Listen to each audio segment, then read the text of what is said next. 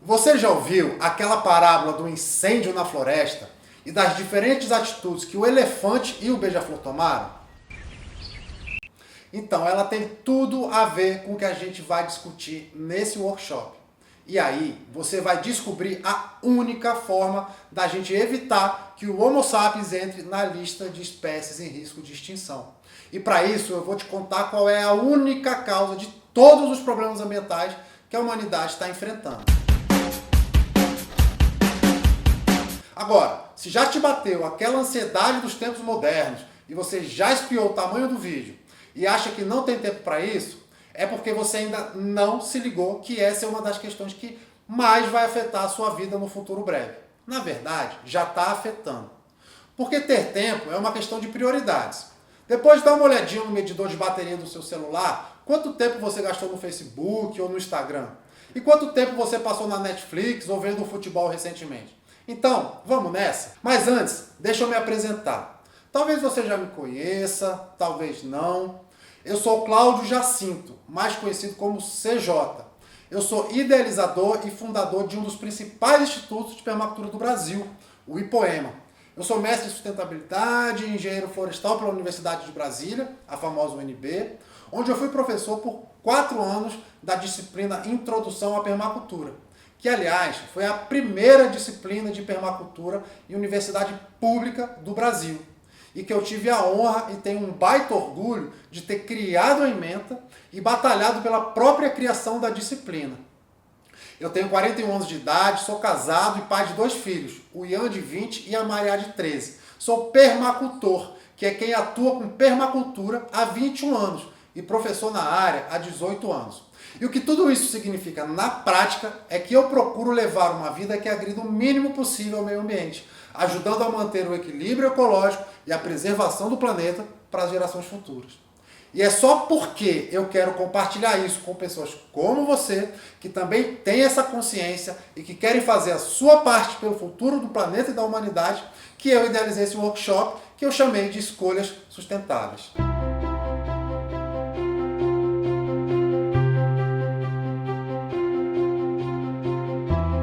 O workshop Escolhas Sustentáveis é uma série de 4 vídeos na qual eu vou te contar qual é a única forma eficiente de nós, pessoas comuns, que moramos na cidade, temos um emprego para pagar as contas, fazemos compra no supermercado, andamos de carro e tudo mais, contribuirmos na preservação do meio ambiente para que a humanidade possa ter um planeta para habitar nas próximas gerações. Eu vou te mostrar também porque é inevitável que todos tenhamos que aprender a viver de uma nova forma. Ou seja, sem drama nenhum. Ou a gente começa a agir desse novo jeito agora, ou estamos fadados a entrar na lista de espécies ameaçadas de extinção. É doloroso e até difícil de acreditar, mas é simples assim.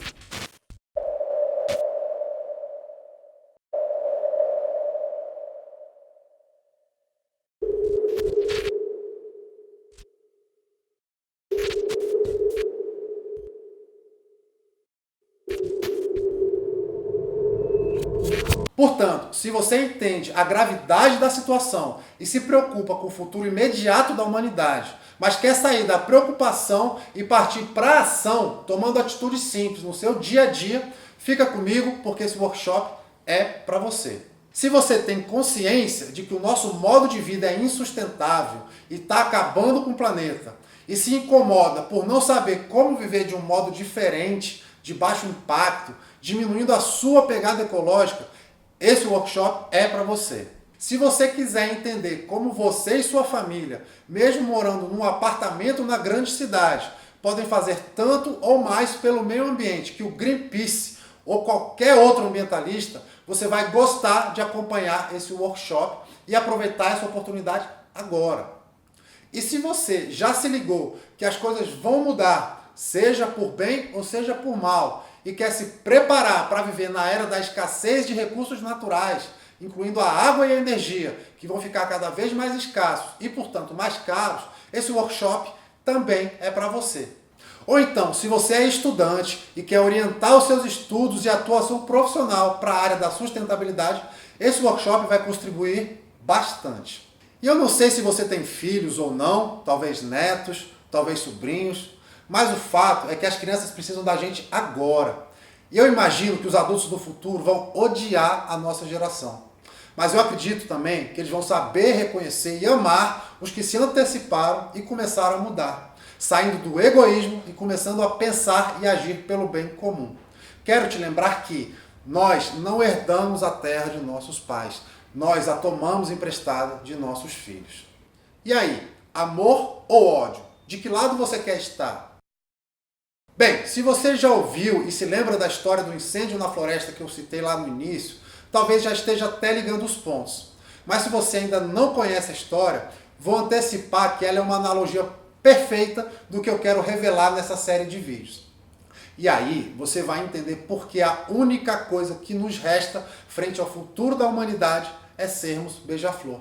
Caso contrário, vamos ficar só olhando a nossa casa pegar fogo. Talvez você possa estar pensando, a situação não é tão dramática assim.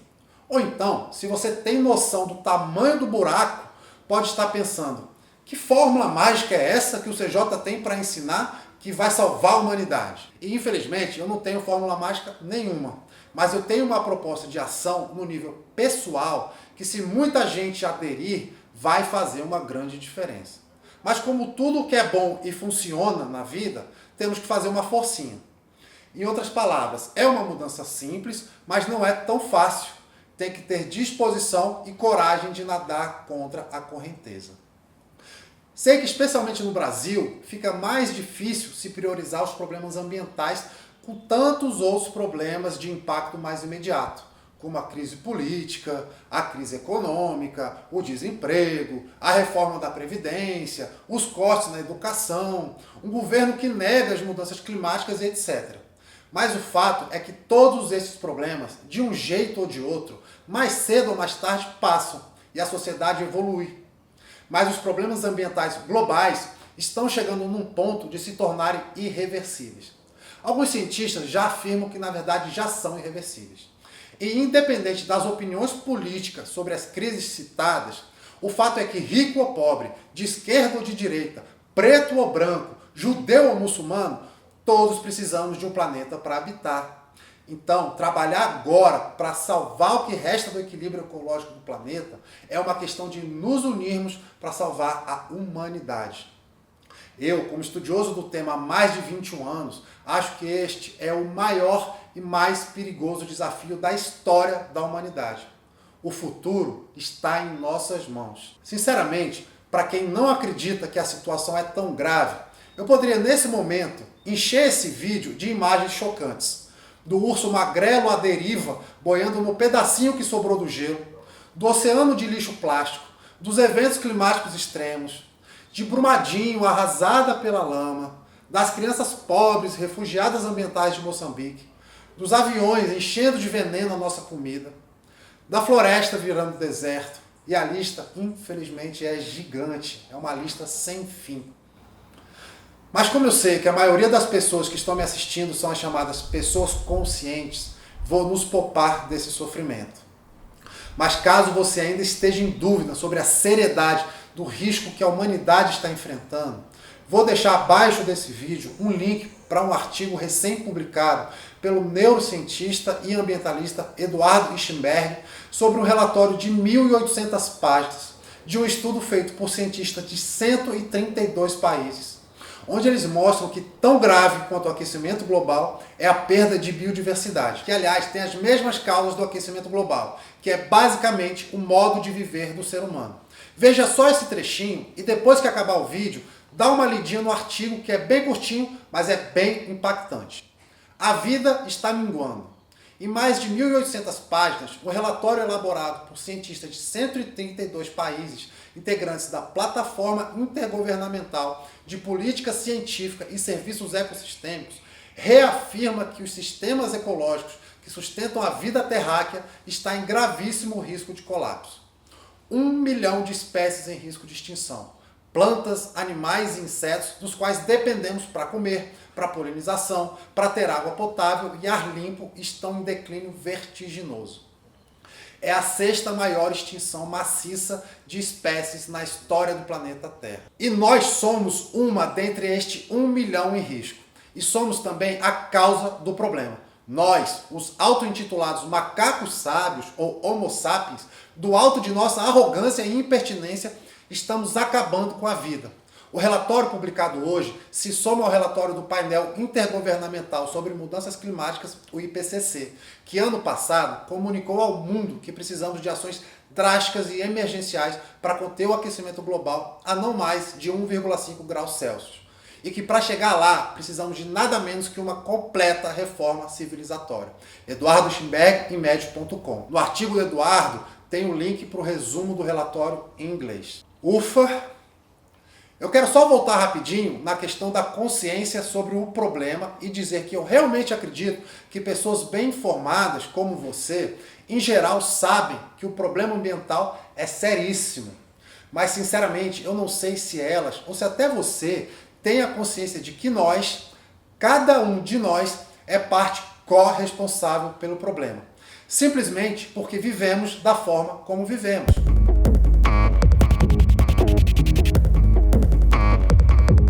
Eu vou explicar isso melhor mais à frente. Mas antes de mais nada, é essa premissa que a gente precisa entender. Pois só com o diagnóstico certo é que podemos tomar o remédio certo.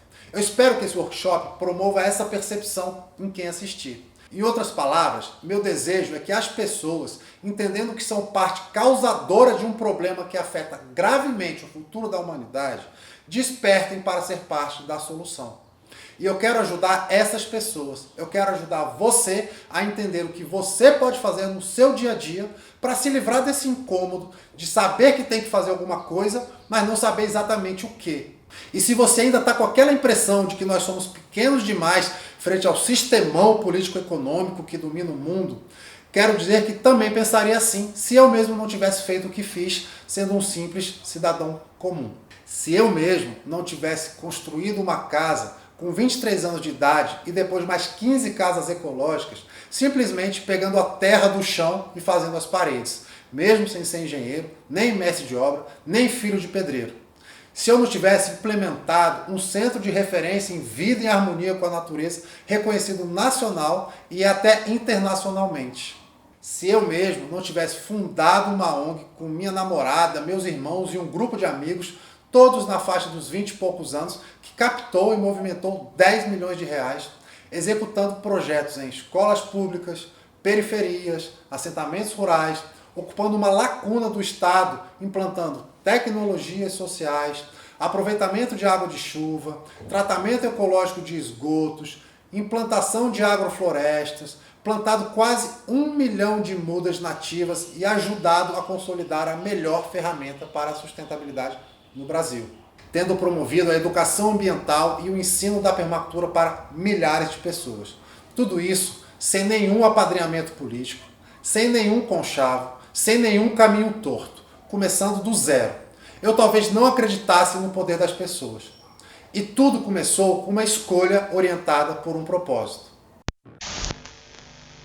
Quando eu comecei a fazer a minha casinha lá na Asa Branca, que depois acabou virando um centro de referência, eu jamais imaginei que isso ia acontecer.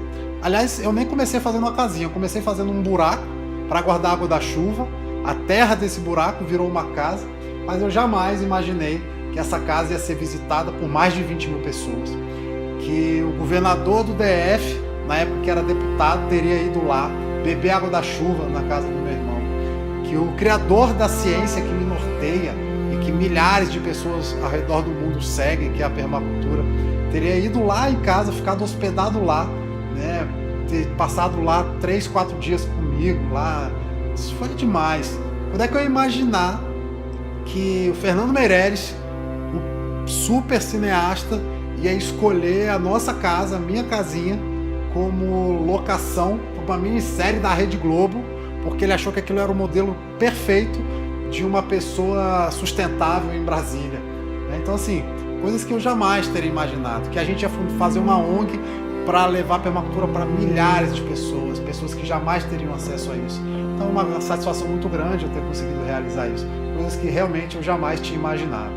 19 de setembro de 2014, 15 anos de Chácara Asa Branca, e a gente está aqui tendo a oportunidade de receber Fernando Meireles, a chácara está como locação numa minissérie. Aí eu quero perguntar pro Fernando o que foi da onde veio essa inspiração para ter um personagem permacultor. É que na série tinha um personagem de Brasília, que ele era, na verdade, um chacareiro que plantava verdura e tal. Mas ele fazia pilates também, ele conhece uma garota que faz pilates. E a gente achou que o chacareiro normal não iria fazer pilates, um cara de permacultura, um cara mais sofisticado, poderia fazer pilates e tal. Então, poder ter uma namorada como essa que ele foi fazer permacultura. Entendi. E qual a importância? Você acha que isso tem alguma coisa de levar um pouco dessa mensagem da permacultura, que não sei que você conhece? Ah, não, claro. Evidentemente eu conhecia permacultura porque eu não sou permacultor, mas na minha casa tem horta orgânica, eu reciclo, tem minhocário, tem um pouquinho de, provavelmente 10% que você tem aqui, né? Mas eu tenho uns princípios assim. Eu acho que é sempre, né? Essa é uma série para TV Globo, para grande audiência, você mencionar que existe a possibilidade de um outro tipo de produção de alimento e tal, sempre é um lucro, né? Maravilha. E o que você achou aqui da chácara, desse trabalho de poema que a gente faz? A chácara, primeiro que casou perfeitamente com o personagem, né? No meio do campo, é um troço, uma atividade rural, mas com uma sofisticação, né? De pensamento, então combinou muito com o personagem. E ela é muito bem montada, né? Pelo que eu entendo aqui, ela funciona mais como um exemplo do que pode ser, né? Não é que vocês tenham uma produção que viva da produção, né? Mais um estimulador da ideia, né? Exatamente. E é lindo, né? Super bem cuidado, essa história da casa ser implantada no meio do cerrado, né? Não tem um jardim aberto, ela está incrustada no cerrado, é muito bonito. Legal. Valeu. É um grande prazer, uma Parabéns honra. aí. Obrigado. Volte sempre. Valeu. Bom, agora antes da gente avançar, quero te pedir para você me contar quais são suas expectativas e o seu grau de comprometimento com esse workshop, escrevendo aqui embaixo nos comentários. Isso é muito importante porque é uma forma da gente dialogar e eu saber que eu não estou falando sozinho. Então, pausa o vídeo e me conta as suas expectativas. Beleza? Agora, quero te contar rapidinho como eu cheguei nessa história de militar pelo meio ambiente antes disso virar senso comum. E mais do que isso, o que me levou a fazer da minha vida um experimento bem sucedido de sustentabilidade plena. Aí deixa eu só fazer um parênteses aqui. Você notou que eu falei sustentabilidade plena? É porque, em geral, a gente ainda separa a sustentabilidade em 3 partes. A social, a econômica e a ambiental. Mas no meu entendimento, a sustentabilidade é uma só. Não tem como alguma coisa ser parcialmente sustentável. Ou ela se sustenta ou não se sustenta e cai. Então, daqui para frente, quando eu falar de ser sustentável ou de sustentabilidade, eu estou sempre falando desse conceito de sustentabilidade plena. Ok? Bem, voltando para a história. O fato é que desde pequeno eu já tinha vontade de mudar o mundo. Por influência dos meus pais, eu sempre me incomodei com a pobreza, a desigualdade social e a miséria que eu via pelas ruas de Brasília. Mesmo pertencendo à classe média, eu não aceitava a ideia de que aquilo era normal. Eu cresci no bairro mais nobre de Brasília, o Lago Sul, e sempre me achei meio esquisitão em relação aos moleques da minha idade. Nossas preocupações nunca foram as mesmas. Enquanto eles discutiam qual pai tinha o carro mais caro e mais bonito, eu tentava entender por que uns podiam ter carrões enquanto outros passavam fome. Lembro que cheguei a chorar algumas vezes de tristeza quando eu via mães com crianças de colo batendo nos vidros dos carrões parados no sinal para mendigar. E me doía tanto a miséria física daquelas pessoas, quanto a miséria espiritual do executivo engravatado que simplesmente fechava o vidro na cara da pedinte. E isso foi sempre assim. Jamais me conformei. O que me levou a lutar por direitos sociais, direitos humanos e me envolver com militância política no movimento estudantil. Fui cara pintada e depois fui liderança no centro acadêmico. E cheguei a participar do diretório central na universidade. Enfim, posso dizer que eu lutei por dias melhores.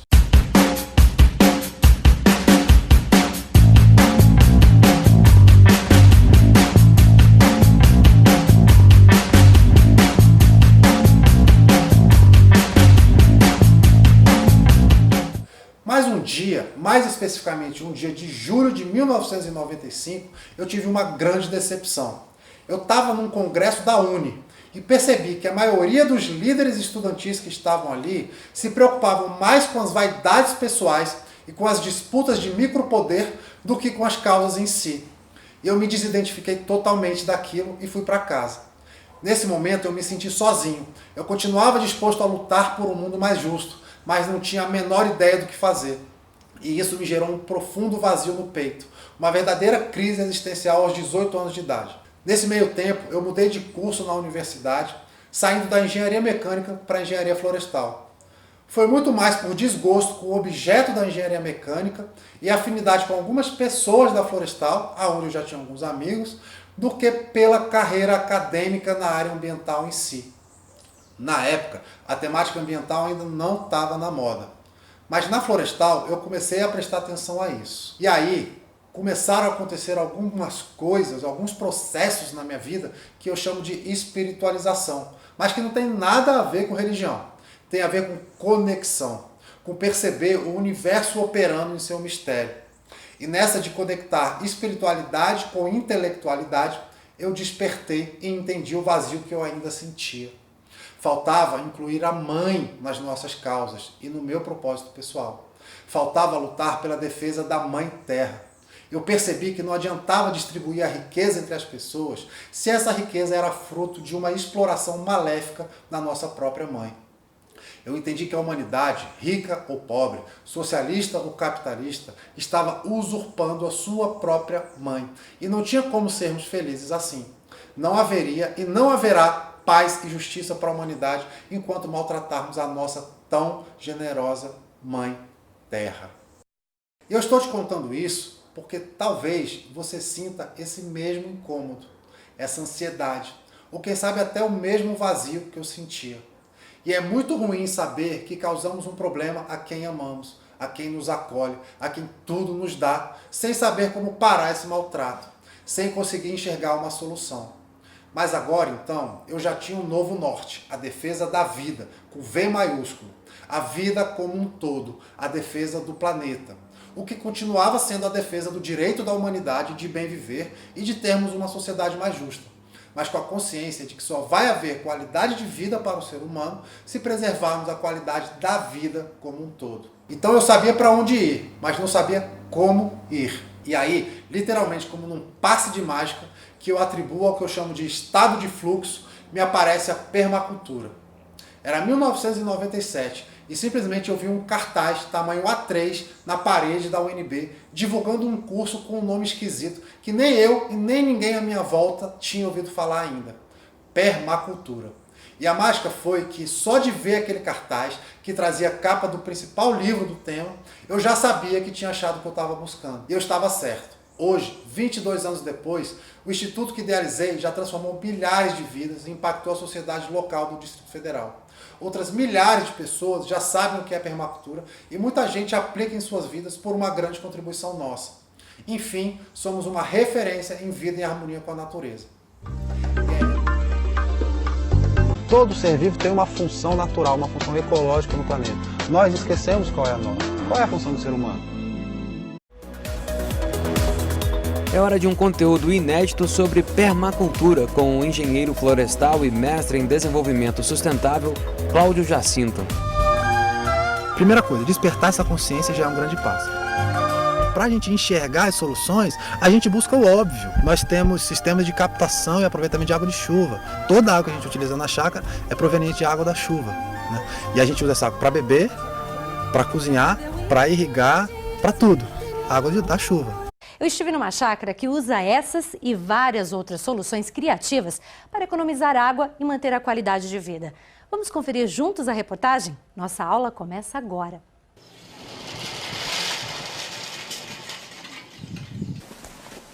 Nossa caminhada começa aqui, no coração do Cerrado, nestes 4 hectares de mata nativa. É neste lugar que as boas ideias parecem brotar da terra. Ideias inovadoras que mostram como é possível cuidar da terra sem poluir ainda mais o meio ambiente. Melhor ainda, como é possível viver bem na mais perfeita harmonia juntamente com os recursos naturais. A permacultura. Vamos saber como é isso? Parece que estamos em uma mata fechada do Cerrado, mas basta andar um pouco para encontrarmos construções diferentes em meio às árvores tortas. Aqui o formato da parede parece que acompanha o da vegetação.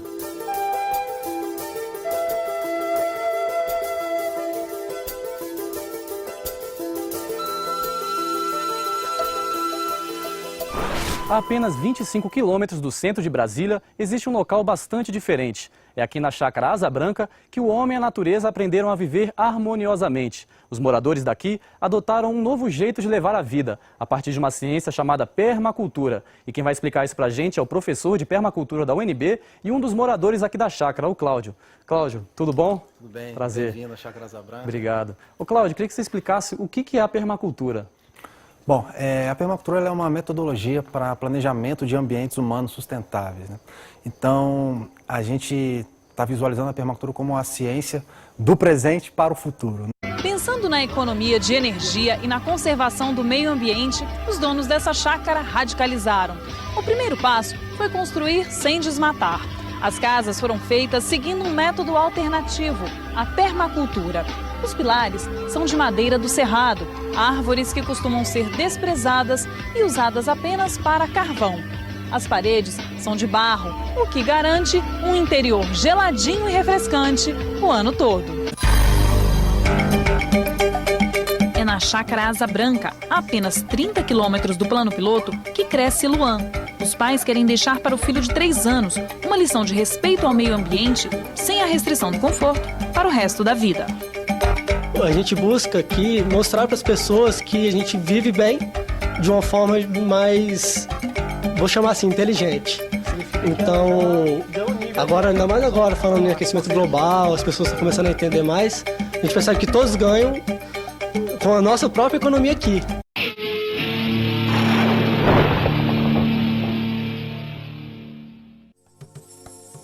A permacultura pretende uma cultura humana que seja permanente, ou seja, que perdure, né? Então, o nosso conceito de sustentabilidade ele está aliado a essa capacidade, no mínimo, de atender 4 necessidades básicas do ser humano: alimentação, água, energia e moradia, por tempo indeterminado. Os nossos caminhos são todos feitos com reuso de marmoraria, né? Então a gente pega o lixo alheio e transforma em luxo. Aqui é feito com o solo do próprio local, tá? A gente cavou os buracos para captação de água da chuva e gerou essa terra. Além da gente pensar no material, que é fundamental, você ter um material mais ecológico, a gente tem que pensar também nas soluções arquitetônicas, né? Essa casa é um ótimo exemplo disso, porque ela é dotada de janelas, pegando toda a iluminação natural, e essas janelas elas são voltadas para o vento predominante. Então nessa casa a gente não precisa ligar a luz durante o dia, e nem ligar ar-condicionado e nem ventilador, porque tem uma circulação natural dos ventos que deixa com um ótimo clima. No Brasil, tem muita gente preocupada com o equilíbrio entre o meio ambiente e as comunidades. Esse estilo de vida se chama, sabe como? Já ouviu falar, olha só, em permacultura, que é a preocupação de desenvolver uma cultura permanente. E essa filosofia de vida não é só para quem mora no campo, não. Dá para fazer isso nas cidades, na sua casa, dá até para economizar um bom dinheiro.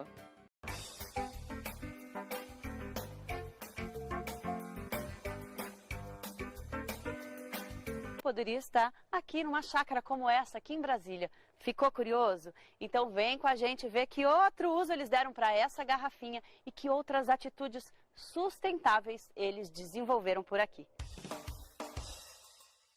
Cláudio era estudante universitário quando participou de um curso sobre permacultura.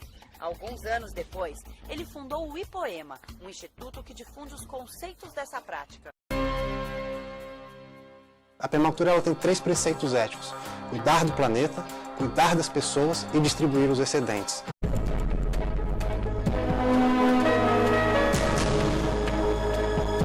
Nossa equipe foi conhecer o Centro de Permacultura Asa Branca, que fica a mais de 20 quilômetros da área central de Brasília. O espaço é uma das principais referências de projetos sustentáveis do Brasil.